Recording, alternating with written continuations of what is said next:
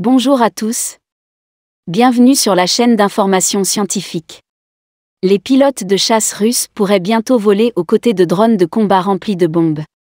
Avant de commencer, assurez-vous d'aimer et de partager cette vidéo.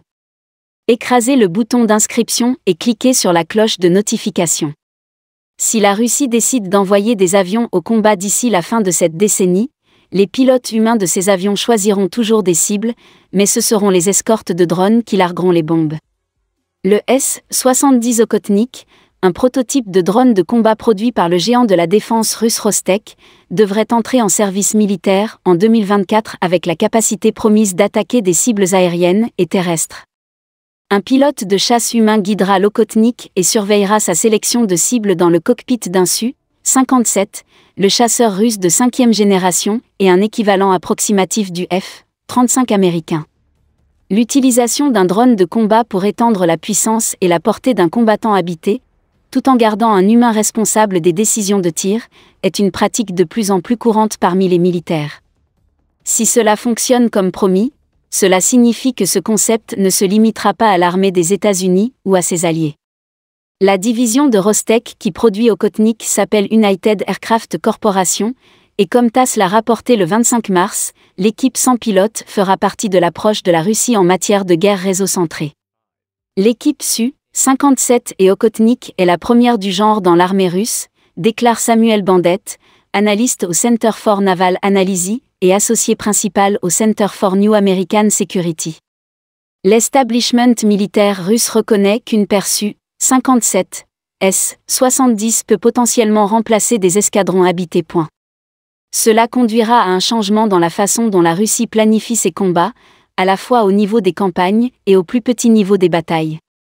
Pour que cela fonctionne, l'Okhotnik et le Su-57 partageront leurs données de ciblage et de capteurs, permettant potentiellement à chaque avion de percevoir tout ce qui est capturé par les capteurs de l'autre.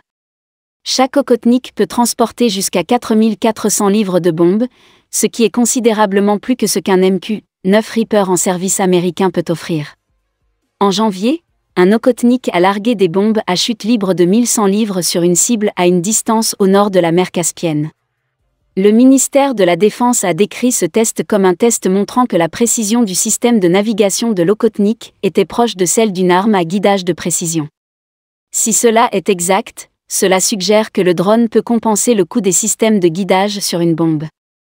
Alors que les bombes sont beaucoup moins chères que les avions qui les larguent, la différence de coût entre les bombes à chute libre non guidées et les munitions guidées est importante. Par exemple, la GBU-38, une bombe guidée utilisée par les États-Unis, commence comme un explosif de 500 livres qui coûte $2000, puis reçoit $18 000 supplémentaires d'équipement de guidage. Ce système de guidage comprend le GPS, le guidage par inertie et les commandes de l'aileron arrière qui dirigent la bombe vers sa cible, qui sont tout détruits dans l'explosion. Que l'Okhotnik puisse ou non fournir la précision promise est probablement moins important que l'armée décidant que le placement rapproché de drones et les bombes à chute libre sont suffisamment bons pour ses besoins de bombardement.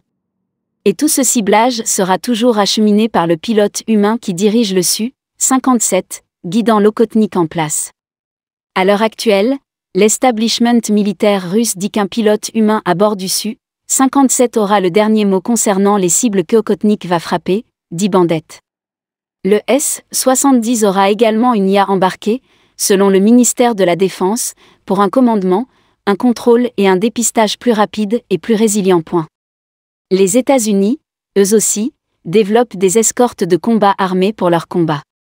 Dans le cadre du programme Skyborg, l'armée de l'air espère déployer des drones, moins chers que les chasseurs habités, pour augmenter le nombre et la force d'attaque des ailes de chasseurs. Il faudra encore des années avant que l'Okhotnik entre en service. Il le fera dans le cadre d'une plus grande poussée de l'armée russe pour rencontrer et égaler les forces des drones utilisés par d'autres pays.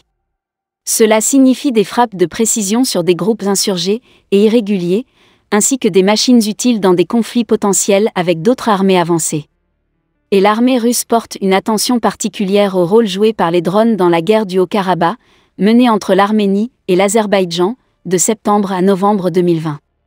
Rostec, la plus grande entreprise de défense russe, a affirmé cette année que 2 de ses munitions de Flannery Cube et lancers avaient été testées en Syrie avec des résultats favorables. Donc, étant donné à quel point la Russie est préoccupée par l'issue de la guerre du Haut-Karabakh, nous pouvons nous attendre à ce que le ministère de la Défense commence à acquérir ces drones kamikazes assez rapidement. Les développements dans les capteurs avancés, l'autonomie des drones et la facilité de contrôle à distance façonneront tous les robots de la guerre future. La Russie, comme les États-Unis et d'autres pays, est-elle planifié sérieusement un avenir où les capteurs de robots, les cellules et les armes livrées font tout partie de la façon dont la bataille est décidée. Les pilotes de chasse, en plus de tout le travail de vol, superviseront désormais également ces robots en guerre. Dans cet environnement, à la fin des années 2020, nous pourrions avoir des escouades de robots volant de concert avec des surveillants humains, recherchant automatiquement les cibles ci-dessous et vérifiant avec leurs humains de supervision, avant de libérer des munitions à chute libre sur quiconque est assez malheureux ci-dessous. Merci d'avoir regardé.